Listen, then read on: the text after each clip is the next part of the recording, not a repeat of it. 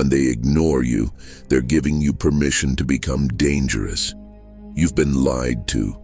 They told you kindness earns respect, that being good gets you noticed, that if you just keep showing up, eventually someone will see your worth. But here's what they didn't tell you. The world doesn't reward the harmless. It uses them. Every time you bent yourself to fit, every time you swallowed your anger to keep the peace, you weren't building connection. You were building your own irrelevance. And now you're standing in rooms where no one remembers your name, not because you're weak, because you taught them weakness is all you are. But irrelevance has a function. It's not the end. It's the beginning. Because the moment they stop seeing you is the moment you stop performing. And what comes after that? That's what Machiavelli understood. That's what this is about. You think being irrelevant is punishment. It's not. It's preparation. The world doesn't ignore you by accident. It ignores you because you gave it permission. Every time you smiled when you should have stayed silent, every time you offered help without being asked, you trained people to dismiss you. Irrelevance isn't inflicted, it's earned. And the moment you understand this, the curse becomes a weapon. Because when no one sees you, no one can predict you. Being polite to those who disrespect you is psychological suicide. You believe kindness will earn respect, but all it does is broadcast weakness. I've watched men bend themselves into shapes they don't recognize, chasing approval from people who wouldn't notice if they disappeared. The result? They become furniture, background noise, replaceable. And when they finally break, when they finally demand to be seen, it's too late. The boundary was never set. The consequence was never felt. And power doesn't negotiate with ghosts. Invisibility has a function. It teaches you who operates on fairness and who operates on dominance. Most people aren't cruel. They're efficient. They allocate attention based on survival, not morality. If you don't command space, you don't deserve it. That's not evil. That's biology. The overlooked aren't victims, they're volunteers. They showed up to the table without leverage, without threat, without anything that makes people pause. And the world moved on, because the world always does. Here's what they won't tell you. Being ignored is better than being liked. When you're liked, you're managed. When you're ignored, you're free. Free to observe, free to adapt, free to become something they didn't see coming. I spent years being the good one in rooms that didn't respect good.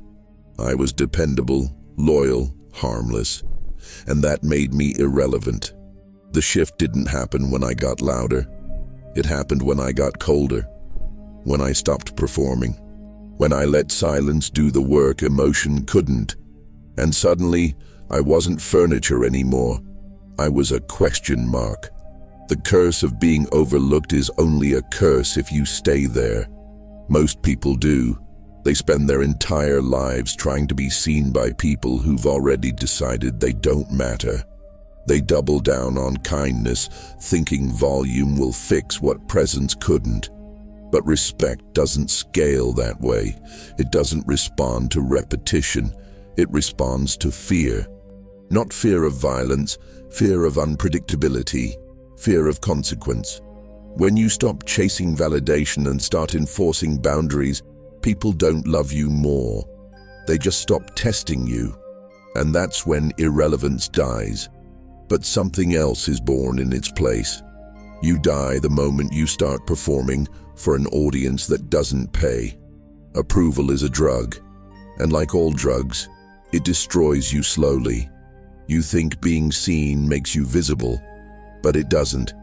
It makes you replaceable. Every time you twist yourself to fit someone's expectations, you teach them you have no shape of your own. And shapeless things don't command respect. They get used. The moment you chase being liked, you become a servant to everyone's opinion. And servants don't survive. They just serve until they're discarded. Approval doesn't make you visible. It makes you a mirror. People don't see you. They see their own reflection in your compliance. You laugh at jokes that aren't funny. You agree with ideas you don't believe. You show up to places you don't want to be just to avoid the discomfort of saying no. And what do you get? Nothing. Because the people you're performing for aren't watching a person. They're watching a function. And functions don't get remembered. They get replaced the second something more convenient comes along. You're not building connection. You're building dependency on something that was never real. The psychology of approval is simple. It's a transaction where you always lose. You give authenticity. They give you attention. But attention isn't respect. It's maintenance. The moment you stop performing, the moment you stop being useful, the attention vanishes. I've seen people spend decades collecting approval like currency, only to realize it had no value the day they needed it. Because approval is conditional. It exists only as long as you meet the terms. And the terms, they change. They always change. The people you bent yourself for won't remember your name when you stop bending. Here's the truth no one says out loud. Being liked is a weakness. It means you're predictable. It means you're safe. And safe things don't inspire fear or respect. They inspire comfort. Comfort is the enemy of dominance. When people are comfortable around you, they test boundaries. They ask for favors. They assume access. They take without asking because you've never made them pay. And the more you give, the less they value it. This isn't cruelty. This is survival psychology. People don't respect what they don't fear losing. And if you're always available, always agreeable, always there, you're already lost. The social death happens quietly. You don't feel it all at once. It's the meeting where no one asks your opinion. The group chat you're not in. The promotion that goes to someone louder, not better. You tell yourself it's politics, bad timing, bad luck. But it's none of those things. It's consequence. The consequence of making yourself small to make others comfortable. The consequence of prioritizing their emotions over your boundaries. And now you're standing in a room full of people who've forgotten you exist, not because they're cruel, because you taught them to. But this death isn't permanent, it's optional. And what comes after it isn't survival, it's something colder. Rejection is the initiation into power. The moment someone stops valuing you, they hand you something most people never find: clarity. You spent years trying to be enough for people who were never going to choose you. And now they've made it easy. They've shown you exactly where you stand. This isn't loss, this is liberation. Because the second you stop begging for value, you start building it. Rejection doesn't break you. It reveals who you've been pretending to be. And that version, it's time to kill it. When they stop valuing you, you stop performing. That's the shift. Most people take rejection and turn it into a campaign to win back approval. They apologize for things they didn't do wrong. They soften their edges.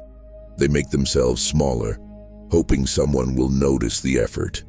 But effort without respect is just noise. I've watched people humiliate themselves trying to repair relationships that were already dead. They didn't see it. They were too busy mourning what never existed. Rejection isn't a signal to try harder. It's a signal to stop trying at all. When someone shows you they don't care, believe them and move accordingly. The weapon isn't in what you do after rejection. It's in what you stop doing. You stop explaining yourself. You stop seeking closure.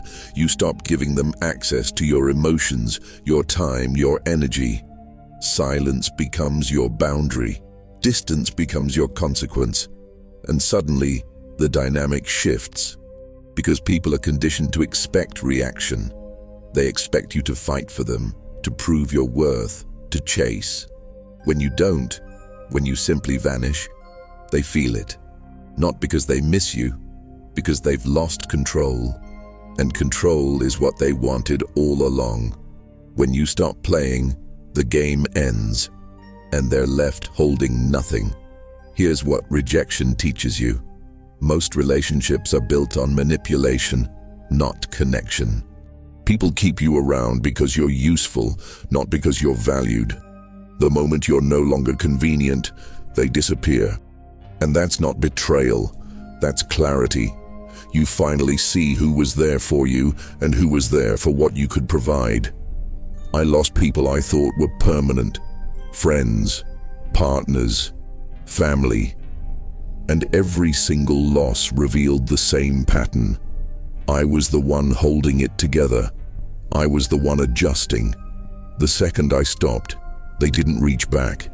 They just moved on. And so did I. But I moved differently, colder, sharper, without the weight of people who were never mine to carry. Rejection rewires your instincts. You stop fearing it. You start using it. When someone walks away, you let them. No pursuit, no negotiation, no second chances for people who didn't value the first one. This isn't cruelty. This is psychology. People only respect what they can't manipulate. The moment you become immune to rejection, you become untouchable. They can't leverage your fear anymore. They can't guilt you into staying. They can't use your emotions as a leash. And when that happens, you stop being prey. You stop reacting to their moves. You stop living in their frame. But something else starts to emerge. Something they didn't account for. Pain rewires your instincts. You no longer want to be liked. You want to be respected. And respect doesn't come from kindness. It comes from consequence. The moment you stop caring about how they feel, you start caring about how they behave. That's the shift. That's the birth. You're not the same person who walked into that room hoping someone would notice you. You're the one who walks in and decides who gets noticed at all. This isn't anger. This isn't revenge. This is evolution. The predator doesn't announce itself. It just stops pretending to be prey.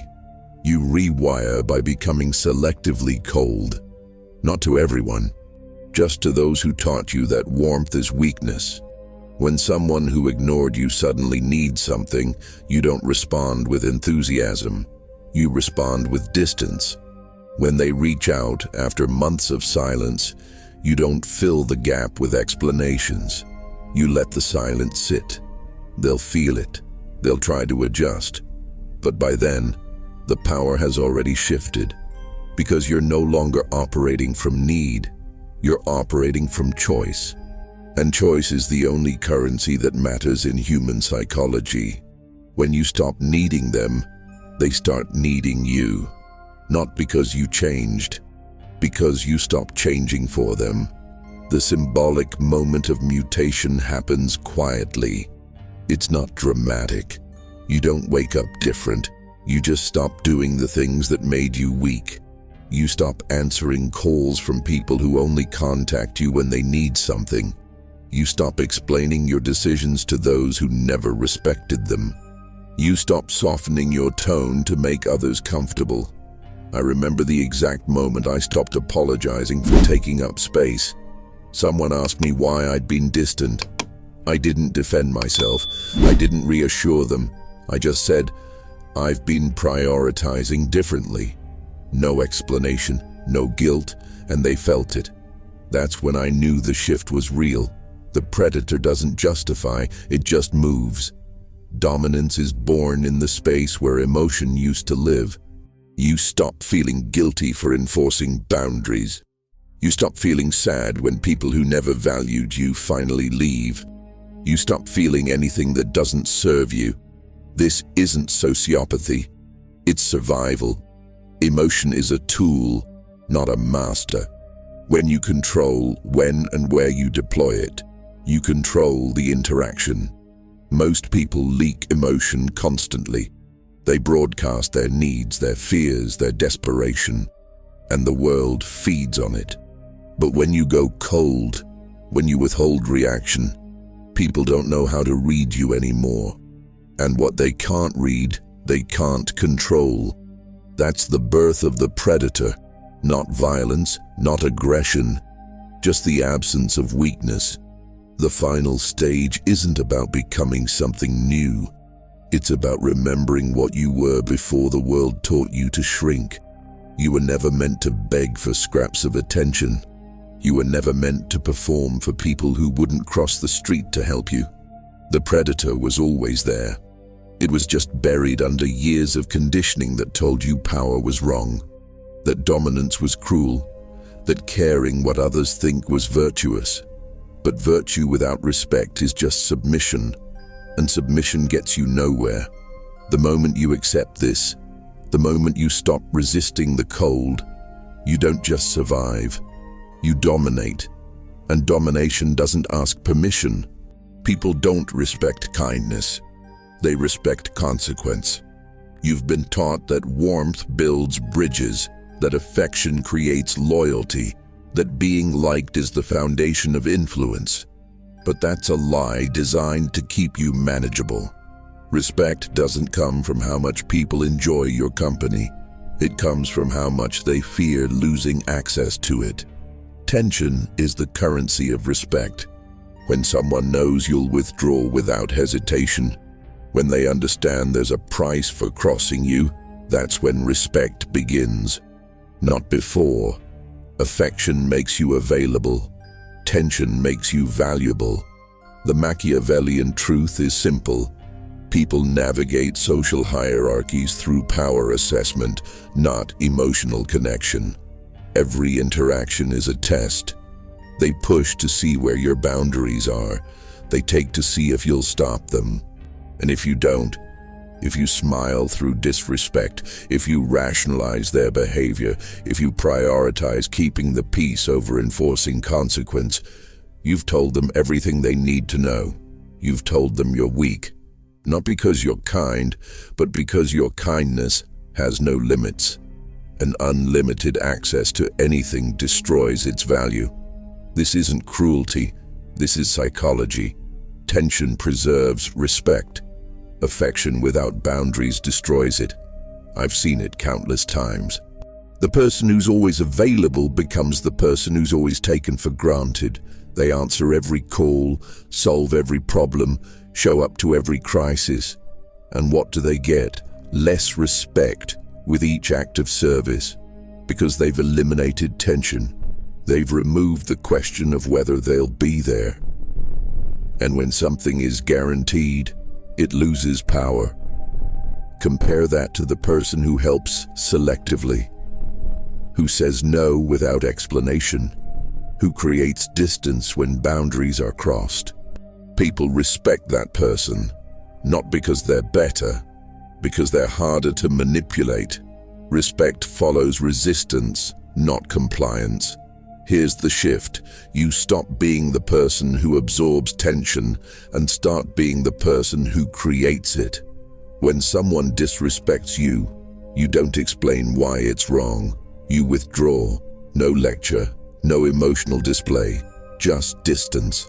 And they feel it immediately because humans are wired to notice absence more than presence.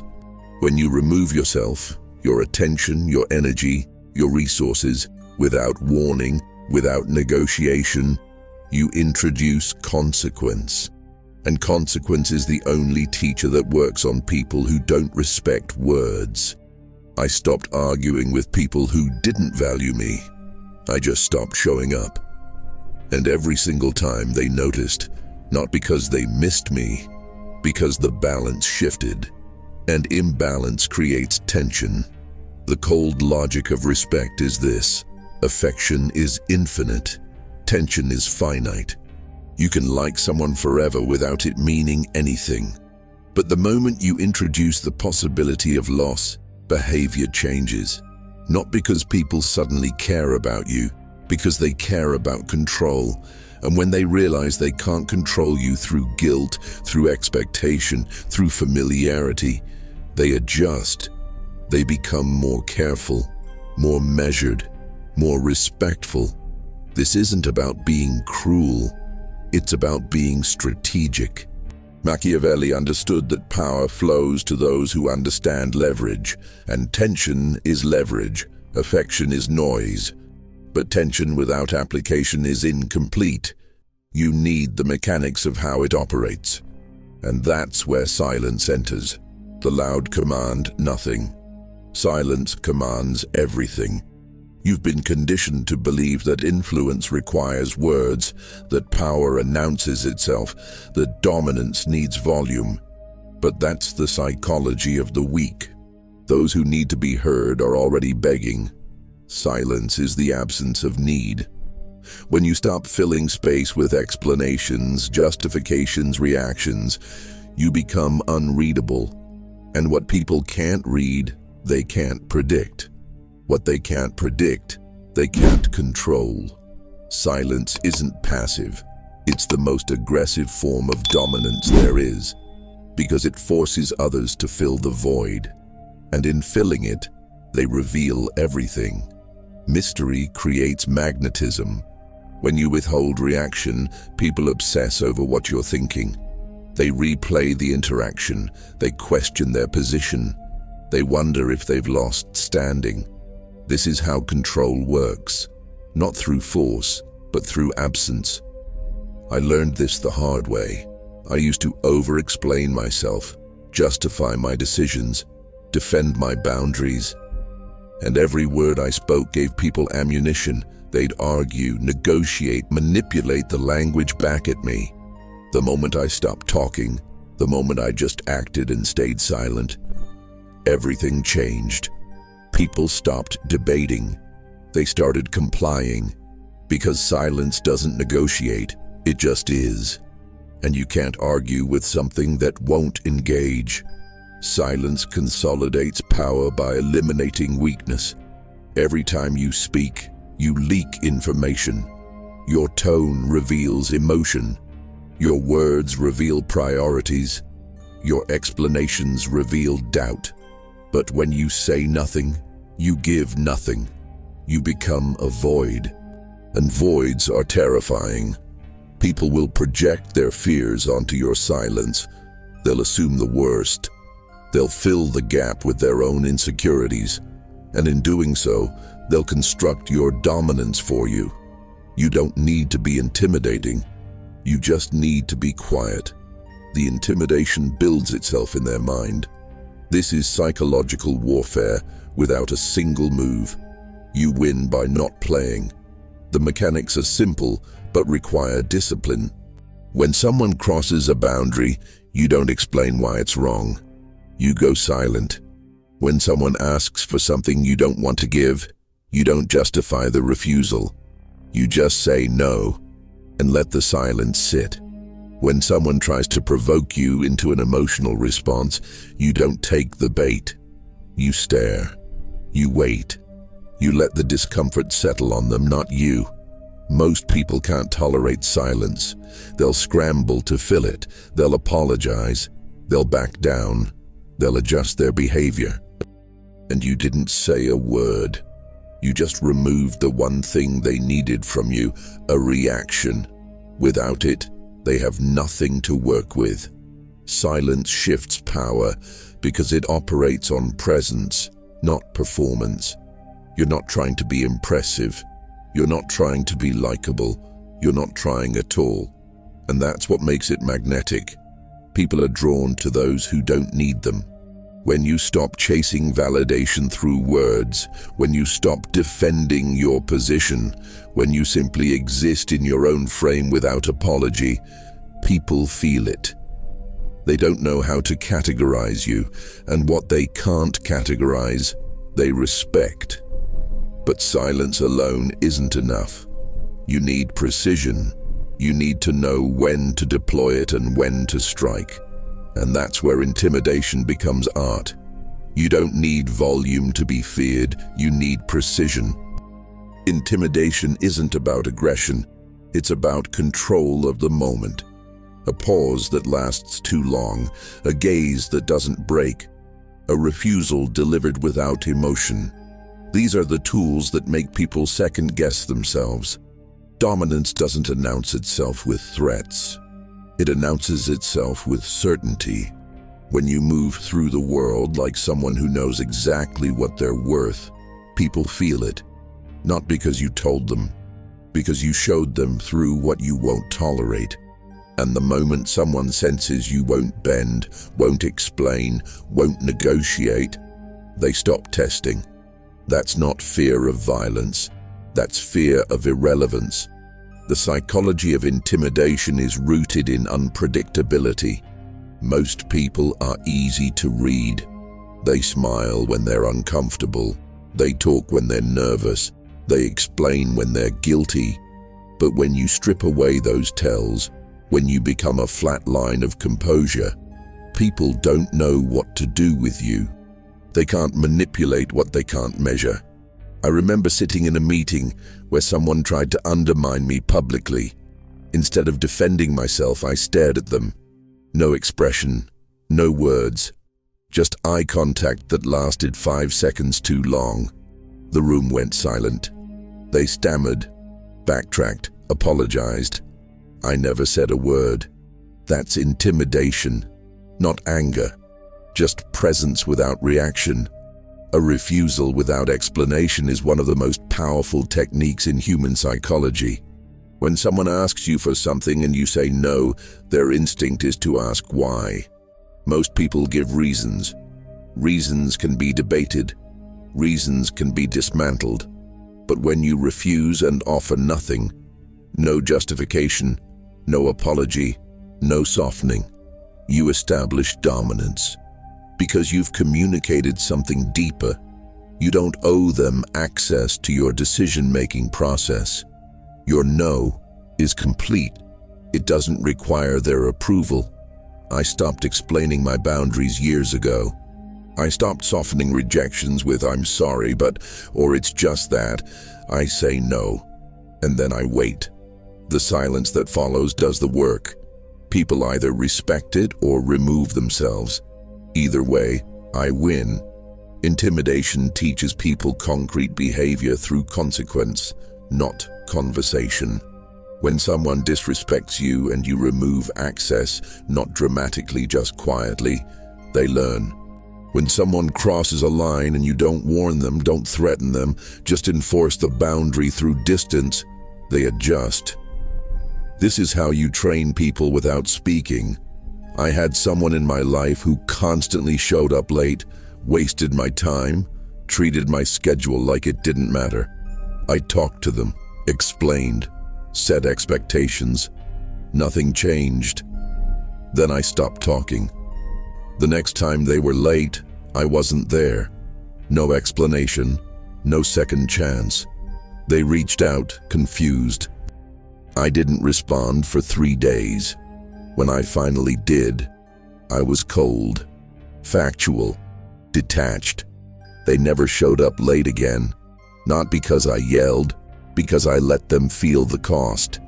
The new persona isn't cruel, it's just concrete. You stop negotiating with people who don't respect negotiation. You stop explaining to people who don't respect explanation. You enforce consequence without emotion, without hesitation, without guilt. This is the instruction manual for power. Be calm, be clear, be unmoved. When you master this, intimidation isn't something you do. It's something you are. People sense it before you speak.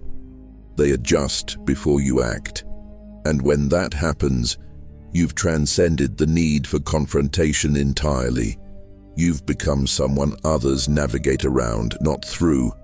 But intimidation without purpose is just theater. The real shift happens when you stop intimidating for respect and start reclaiming something deeper, something they took from you when you were still performing. You were ignored when you tried to be liked. Now they pay attention because danger made you visible. This isn't a return to who you were. This is the birth of who you should have been all along. The version of you that doesn't apologize for taking up space, that doesn't shrink to make others comfortable, that doesn't perform for validation. Relevance isn't given, it's taken. And the moment you stopped asking for permission to matter, you became impossible to ignore. Not because you got louder, because you got colder. And cold cuts through noise in ways warmth never could. The symbolic climax of this journey is simple. Satisfaction through validation becomes satisfaction through ritual. You no longer measure your worth by how people respond to you. You measure it by how consistently you enforce your standards. Every time you say no without guilt, that's a ritual. Every time you withdraw from disrespect without explanation, that's a ritual. Every time you choose silence over reaction, that's a ritual. These aren't performances for an audience. These are commitments to yourself. And when you stack enough of them, you don't need external validation anymore. You've built internal authority. That's the rebirth. Not becoming someone new, becoming someone whole. Closure isn't an apology from those who wronged you. Closure is watching them realize you don't need one. I've seen people come back months, even years later, suddenly interested in reconnecting, suddenly apologetic, suddenly aware of what they lost. And every time I felt nothing, not anger, not satisfaction, nothing. Because by the time they noticed, I'd already rebuilt without them. That's the ultimate power move, not revenge, indifference. When someone who once dismissed you finally sees your value and you no longer care, that's closure. That's the symbolic rebirth. You didn't need them to change, you just needed to stop needing them at all. Relevance through danger operates on a different frequency than relevance through affection. People who liked you could ignore you. People who respect your capacity for consequence can't. They watch how you move. They notice when you're absent. They adjust their behavior preemptively because they've learned the cost of not doing so. This isn't about being feared in the traditional sense. It's about being recognized as someone who enforces boundaries without hesitation. Someone who doesn't negotiate their value. Someone who will remove access the moment it's disrespected. That's dangerous. Not because you'll harm them, because you'll forget them. And being forgotten by someone who once cared is a fate worse than conflict. The ritual that completes the transformation isn't external. It's internal. It's the moment you look at yourself and recognize that you're no longer performing strength. You're living it. You're no longer pretending to be unbothered. You genuinely don't care. You're no longer forcing boundaries. They're automatic. This is the rebirth of relevance. Not through what others think of you, but through what you've become in their absence. You were ignored because you gave them permission. You became dangerous because you revoked it. And now, standing in the aftermath of that shift, you realize something most people never do. Relevance was never about them. It was always about you. And the moment you stopped asking for it, you claimed it. Permanently. You've seen it now. The pattern, the curse, the weapon, the birth, the rebirth. Most people will watch this and do nothing. They'll nod, feel something shift for a moment, then return to the same behaviors that made them invisible in the first place. But you're not most people. You wouldn't have made it this far if you were. The question isn't whether you understand this. The question is whether you're willing to enforce it. Whether you're willing to let go of the version of yourself that needed approval. Whether you're ready to become what they didn't see coming. But here's what you need to understand. This transformation isn't complete without understanding where the pain began. You need to see how they trapped you. How your own emotions became the cage. How every wound they inflicted was designed to keep you compliant. Watch the previous video now. Your pain was a trap. Now you're the hunter. This isn't optional. You can't build power without understanding how weakness was installed in you. That video shows you the anatomy of manipulation, how they weaponized your empathy, how they conditioned you to absorb disrespect. Without that foundation, everything you learned here collapses. You'll revert. You'll soften. You'll negotiate with people who don't deserve negotiation. Watch it. Now. Drop a comment right now. Type this exactly. I enforce consequence. No explanation, no context, just the line. That's your first boundary, your first act of dominance over the need to be liked. Do it now. The predator doesn't announce itself. It just stops pretending to be prey.